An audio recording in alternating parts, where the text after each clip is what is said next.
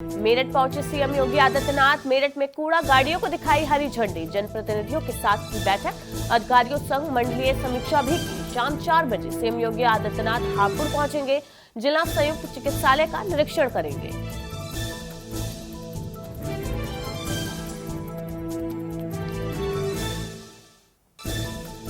मुख्यमंत्री सीएम योगी के ओएसडी की मौत हो गई है। ओएसडी मोतीलाल सिंह की सड़क हादसे में मौत हुई। मुख्यमंत्री योगी ने निधन पर शोक प्रकट किया। सीएम ने दिवंगत आत्मा की शांति की कामना की। सीएम ने शोकाकुल परिजनों के लिए प्रति संवेदनाएं व्यक्त की।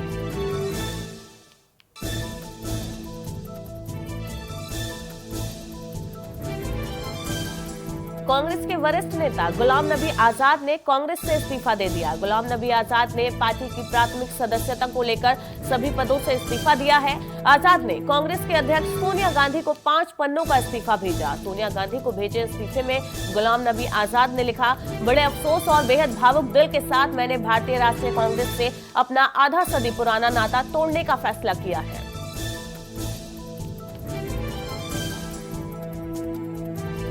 भूपेंद्र चौधरी को उत्तर प्रदेश बीजेपी का नया अध्यक्ष बनाया गया है। भूपेंद्र सिंह चौधरी योगी सरकार में कैबिनेट मंत्री हैं। उन्होंने बुधवार को ही दिल्ली में बीजेपी के राष्ट्रीय अध्यक्ष जेपी नड्डा से मुलाकात की थी। इसके बाद उनके नाम की चर्चा तेज हो गई थी।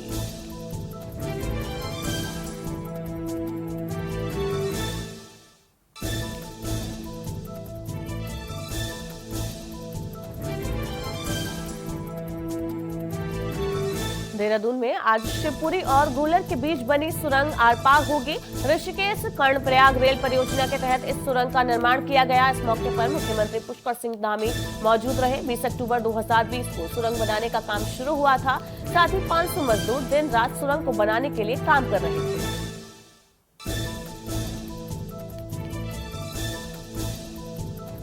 यूकेएसएसएससी के सचिवालय रक्षक भर्ती परीक्षा में भी पेपर लीक होने की पुष्टि हुई है। ये पुष्टि स्नातक स्तरीय भर्ती परीक्षा के बाद हुई। बताया जा रहा है कि 10-10 लाख रुपए में विकास सचिवालय रक्षक भर्ती परीक्षा का पेपर लीक किया गया। ये खुलासा एसटीएफ की जांच में सामने आया। फिलहाल एसटीएफ ने 6 लोगों के खिलाफ केस दर्ज किया है।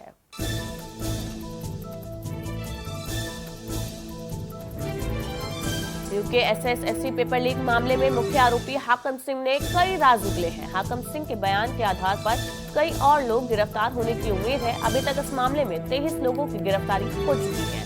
धामपुर निवासी केंद्रीयपाल पर जल्द कार्रवाई की तैयारी की जा रही है। एसटीएफ ने धामपुर ले जाकर हाकम सिंह से पूछताछ की थी।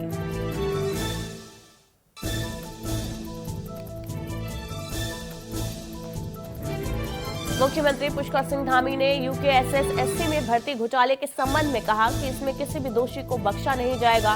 सीएम धामी ने कहा, अगर किसी व्यक्ति ने ऐसी धांधली की कर अवैध संपत्ति जमा की है तो उसके खिलाफ भी कार्रवाई की जाएगी और ऐसी संपत्तियों को कुर्क करने का काम किया जाएगा।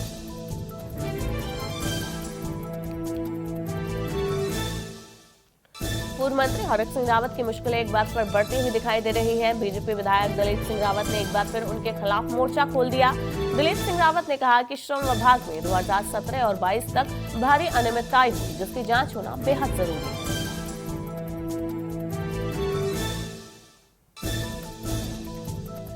राजधानी देहरादून में राज्य स्तरीय बैंकर्स समिति की बैठक में मुख्यमंत्री पुष्कर सिंह धामी शामिल हुए। उन्होंने बैंक आधारित सरकारी योजनाओं की समीक्षा की। सीएम धामी ने कहा, हर 3 महीने में होने वाली बैंकर्स समिति की बैठक काफी खास होती है, क्योंकि इस बैठक में मुद्रा योजना, राष्ट्रीय आजीविका मिशन योजना और बाकी स्वरोजगार से जुड़ी हुई योजनाओं की समीक्षा होती है और जनता को कैसे इन सभी योजनाओं का लाभ आसानी से मिल सके, उस पर विचार विमर्श किया जाता है।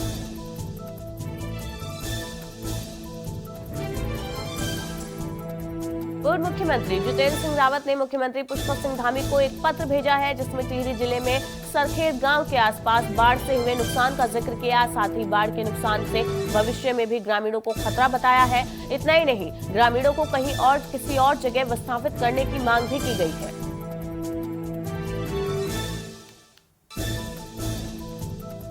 मुख्यमंत्री पुष्कर सिंह धामी ने जौली ग्रांट एयरपोर्ट से देहरादून, अल्मोड़ा, पिथौरागढ़ हेली सेवा का फ्लैग ऑफ किया। ये हेली सेवा देहरादून से हल्द्वानी, पंतनगर, अल्मोड़ा, पिथौरागढ़ तक चलेगी। 7 सीटर पवन हंस की ये सेवा अभी सप्ताह में 1 दिन चलेगी। मुख्यमंत्री पुष्कर सिंह धामी ने इस हेली सेवा को शुरू करवाने के लिए नागरिक उड्डयन मंत्री ज्योतिरादित्य सिंधिया का आभार जताया।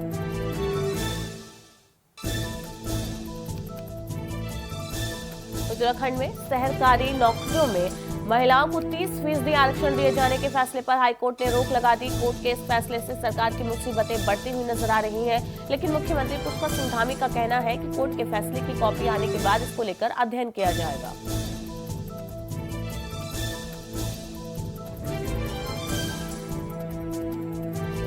मसूरी देहरादून मार्ग पर सरेआम शराब पीने और सोशल मीडिया पर पुलिस को ललकारने वाले यूट्यूबर बॉबी कटारिया की मुश्किलें और बढ़ने वाली हैं। बॉबी कटारिया ने गैर जमानती वारंट जारी होने के बावजूद अभी तक सरेंडर नहीं किया, जिस पर अब डीजीपी अशोक कुमार ने सख्त कदम उठाते हुए देहरादून एसएसपी को बॉबी कटारिया के खिलाफ कुछ की कार्रवाई के आदेश दिए।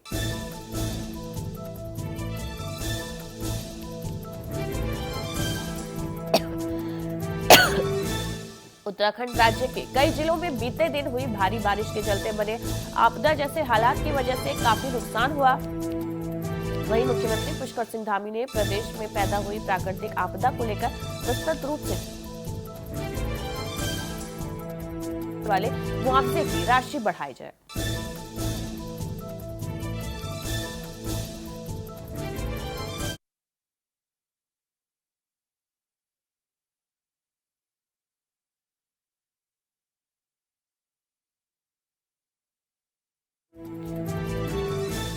प्रोफेशनल कांग्रेस के प्रदेश अध्यक्ष और कोर कमेटी सदस्य मनीष खंडूरी कोटद्वार पहुंचे और कोटद्वार में चल रही अग्निपथ योजना के तहत हो रही अग्निवीरों की भर्ती को लेकर सरकार की अग्निपथ योजना पर हल्ला बोलते हुए कहा कि भर्ती की जो प्रक्रिया हो रही है वो अभी तक निराशाजनक रही है।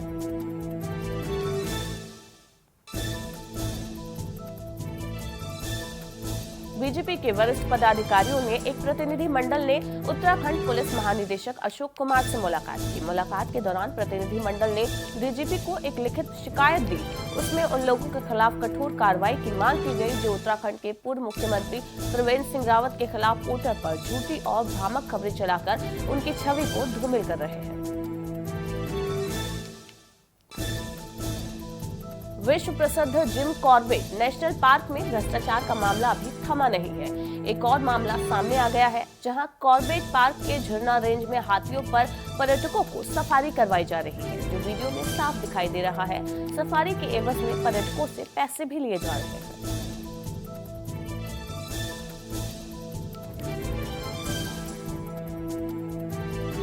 उत्तराखंड की राजधानी देहरादून में चल रही स्मार्ट सिटी के कार्य बेहद ही सुस्ती गति से नजर आ रहे हैं। जहां एक तरफ बीते दिन शहरी विकास मंत्री प्रेमचंद अग्रवाल ने स्मार्ट सिटी के कार्यों को रिपोर्ट तलब की थी, साथ ही खुद मंत्री प्रेमचंद अग्रवाल सड़कों पर उतरकर स्मार्ट सिटी के कार्यों का निरीक्षण करते नजर आए थे।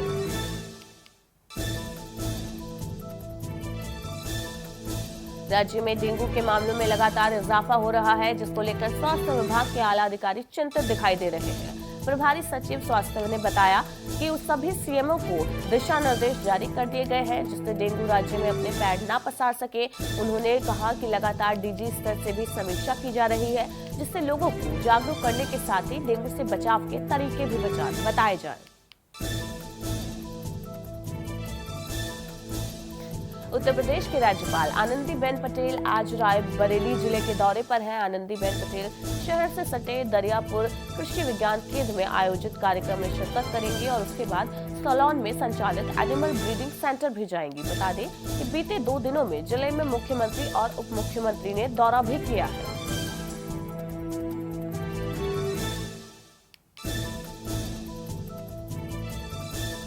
बांदा में नदियों ने अपना रौद्र रूप दिखाना शुरू कर दिया है। एक और जहां केन नदी खतरे के निशान को पार करने के बाद तबाही मचाने को आतुर थी, तो दूसरी ओर यमुना भी अब खतरे के निशान को पार कर गई है। नदी किनारे बसे गांव में बाढ़ का पानी घुसने लगा है। बाढ़ प्रभावित क्षेत्र में रहने वाले लोगों की चिंता बढ़ने लगी है।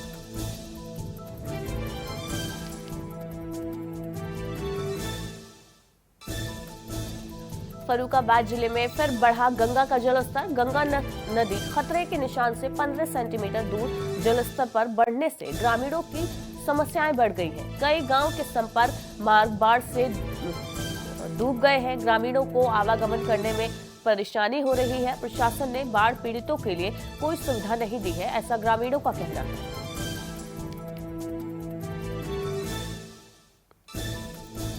उत्तर प्रदेश के हमीरपुर जिले में जपटा और बेतवा नदी रौद्र रूप धारण करते हुए खतरे के निशान को पार कर गई है, जिसकी वजह से अब इन नदियों का पानी रिहायशी इलाकों में घुसने लगा है। यमुना नदी खतरे के निशान के 4 मीटर ऊपर बह रही है, वहीं बेतवा नदी खतरे के निशान से 2 मीटर ऊपर बह रही है। प्रशासन लगातार राहत कार्य में जुटा है।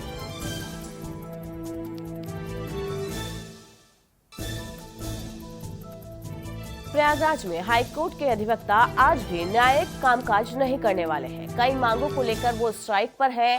तीसरे दिन हाईकोर्ट के वकीलों के स्ट्राइक से कामकाज ठप नजर आया। हाईकोर्ट आने वाले लोगों को काफी समस्याएं उठानी पड़ी। बार एसोसिएशन ने न्यायिक कार्य से अलग रहने का फैसला लिया है।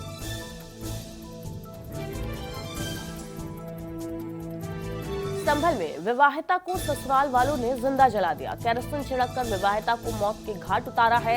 दहेज के लिए विवाहिता को जिंदा जलाया है ससुराल वालों ने। वारदात के बाद आरोपी ससुराल वाले फरार हो गए। मायके पक्ष के लोगों ने पुलिस में शिकायत दर्ज कराई है। फिलहाल पुलिस इस पूरे मामले की जांच में जुटी है। नोएडा में एक गद्दे बनाने वाली फैक्ट्री में भीषण आग लग गई। आग इतनी भयंकर थी कि कंपनी में सब कुछ जलकर खाक हो गया। मौके पर मौजूद अधिकारियों का कहना है कि आग पूरी फैक्ट्री में फैल गई, जिससे काबू पाना मुश्किल होता जा रहा था। वहीं सूचना मिलने पर फायर ब्रिगेड की 12 गाड़ियां मौके पर पहुंची और आग पर काबू पाया।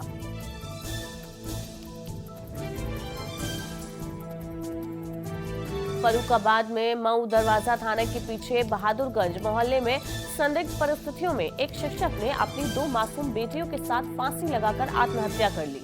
शिक्षक ने अपनी दोनों बेटियों को जहर वाली टॉफी खिलाई और फिर खुद भी आत्महत्या कर ली। वहीं मामले में मृतक युवक के भाई का कहना है कि पत्नी के देहांत के बाद से मृतक शिक्षक डिप्रेशन में था, इसलिए उसने ऐसा कदम उठाया। बहरहाल पुलिस मामले की जांच कर रही है।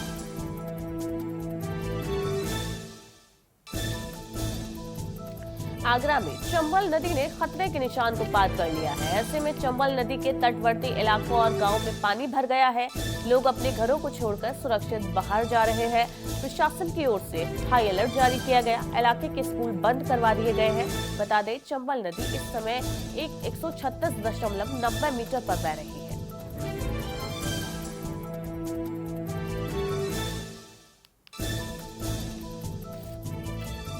संभल में एक नाबालिग युवती के साथ दुष्कर्म का मामला सामने आया। घर से खींचकर युवती के साथ दुष्कर्म किया गया। पड़ोस के चाचा पर दुष्कर्म का आरोप लगा है। वारदात को अंजाम देकर आरोपी मौके से फरार हो गए। फिलहाल पुलिस ने मामले में केस दर्ज कर जांच शुरू कर दी है।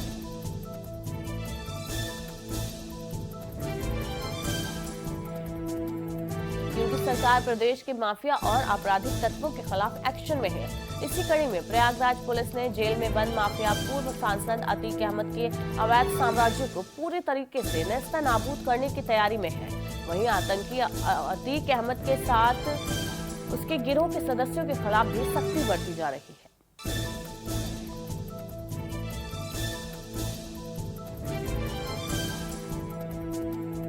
कुशीनगर में कल अध्यापकों द्वारा 12वीं के छात्र की पिटाई की गई। उत्तेजित छात्रों ने महर्षि वाल्मीकि इंटर कॉलेज में जमकर तोड़फोड़ की। इस दौरान घंटों तक छात्र विद्यालय में बवाल करते रहे। जमकर तोड़फोड़ की गई। साथ ही शिक्षकों की गिरफ्तारी को लेकर छात्र के परिजनों ने मांग की। शिक्षकों द्वारा 12वीं कक्षा के छात्र की पिटाई का वीडियो तेजी से वायरल हो रहा है।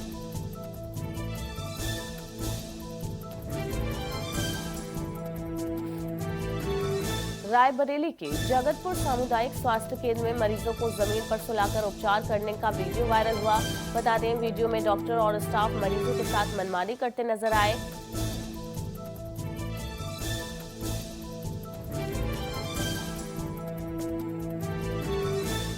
समस्तीपुर के मुसरी घरारी थाना क्षेत्र के हरपुर एलौद वार्ड संख्या 8 में आयोजित श्री कृष्ण जन्मोत्सव मेले में आपसी वर्चस्व को लेकर 2 गुटों में मारपीट हो गई। इस दौरान कई वाहनों में तोड़फोड़ की गई और जमकर गोलियां चलाई गई। गोली चलने के बाद मेले में घूमने आए लोगों के बीच भगदड़ मच गई, जिससे कई लोग चोटिल हो गए।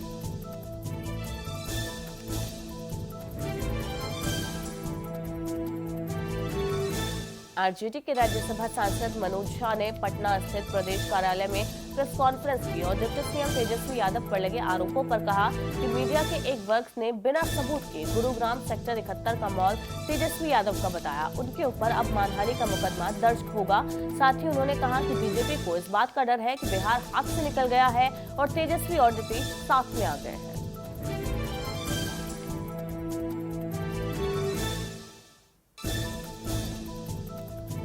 बिहार में चल रही सीबीआई की छापेमारी को डिप्टी सीएम तेजस्वी यादव ने बयान दिया। तेजस्वी यादव ने कहा कि 15 साल बाद सीबीआई जागी है।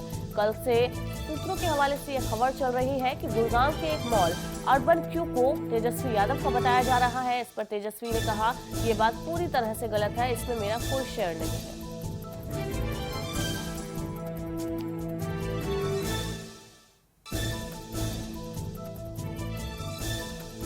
बिहार में बीजेपी और आरजेडी के बीच चल रही सियासी बयानबाजी थमती नहीं दिख रही। बिहार के उप मुख्यमंत्री तेजस्वी यादव प्रेस कॉन्फ्रेंस पर बीजेपी नेताओं पर निशाना साध रहे हैं, तो वहीं बीजेपी के पूर्व मंत्री जीवेश मिश्रा ने कहा कि जिस तरीके से तेजस्वी ने धमकाने का काम किया, उससे तय हो गया कि बिहार में जंगल राज 3 वापस आ गया है।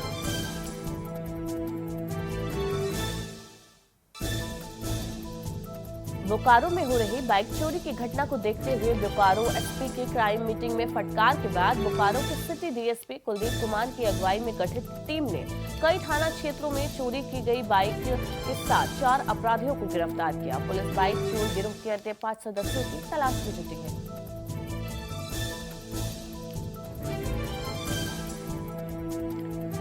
मोदी सरकार ने भले ही गेहूं आयात करने की खबरों का खंडन किया हो, लेकिन घरेलू बाजार में गेहूं के उत्पादन में कमी के बाद कीमतों में फिर से उछाल देखा जा रहा है। त्योहारों का सीजन दस्तक देने वाला है। त्योहारों के सीजन में गेहूं की मांग बढ़ जाती है।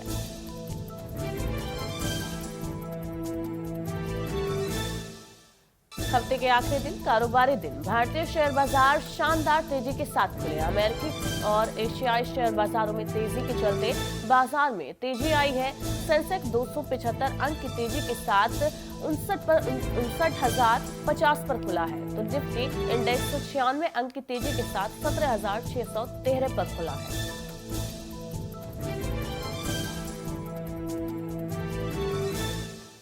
सोशल मीडिया पर एक दावा वीडियो बहुत तेजी से वायरल हो रहा है। सरकार ने व्हाट्सएप को एक गाइडलाइन दी है। इस गाइडलाइंस में लोगों के पर्सनल मैसेज की निगरानी की बात कही गई, लेकिन पीआईबी ने अपने ऑफिशियल ट्विटर हैंडल से ट्वीट कर ये जानकारी दी कि केंद्र सरकार ने इस तरह की कोई गाइडलाइन व्हाट्सएप को जारी नहीं की है।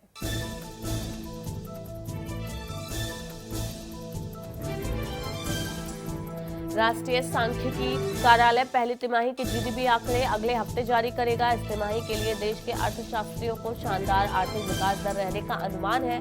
प्रमुख अर्थशास्त्रियों ने 2022-23 की पहली तिमाही में आर्थिक विकास दर 13 से 15% रहने का अनुमान जताया है। उनका कहना है ग्रोथ रेट इससे ज्यादा रह सकती है।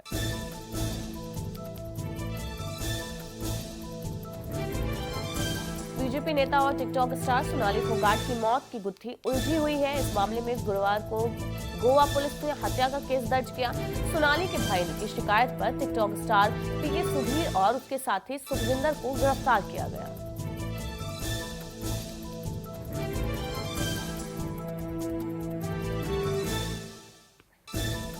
अनन्या पांडे हाल ही में अपनी फिल्म लाइगर के लिए नवाबों के शहर लखनऊ पहुंची।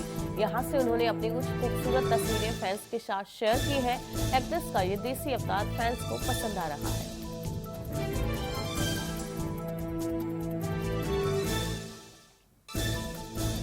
टीआरपी लिस्ट में सबसे टॉप पर रहने वाले टीवी शो तारक मेहता का उल्टा चश्मा को लेकर एक बड़ी जानकारी सामने आ रही है। बीते कुछ दिनों से शो के सूत्रधार मेहता साहब का किरदार नजर नहीं आ रहा, क्योंकि कवि और अभिनेता शैलेश लोढ़ा ने शो को छोड़ दिया था। अब खुशखबरी है कि मेकर्स ने नए मेहता साहब की तलाश कर ली है। मीडिया रिपोर्ट्स के अनुसार टीवी और फिल्म एक्टर राज पुरोहित जल्द ही नए मेहता साहब के रूप में नजर आएंगे।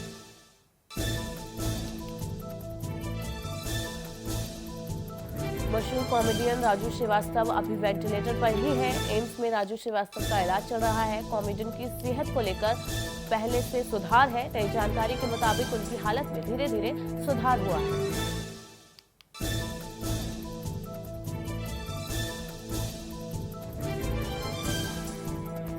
एप्पल फैंस नए आईफोन 14 के लॉन्च को लेकर काफी उत्सुक हैं। नई रिपोर्ट सामने आई है कि इस सीरीज के सबसे छोटे फोन आईफोन 14 मिनी को 7 सितंबर को लॉन्च किया जाएगा। 51 मोबाइल की रिपोर्ट के मुताबिक एप्पल इस सीरीज के साथ अपने मिनी वर्जन को पेश करेगा।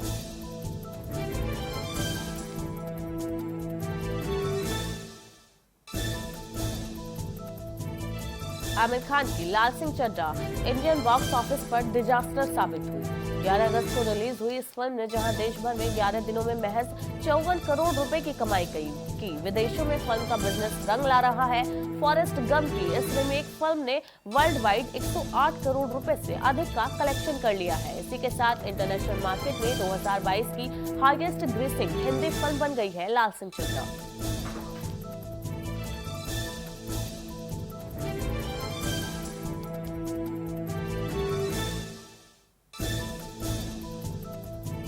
एक्टर आशीष शर्मा की आने वाली फिल्म हिंदुस्तान का पोस्टर आउट हो गया है, जिसने सोशल मीडिया पर तापमान बढ़ा दिया है। ये फिल्म 7 अक्टूबर 2022 को सिनेमाघरों में रिलीज होने वाली है।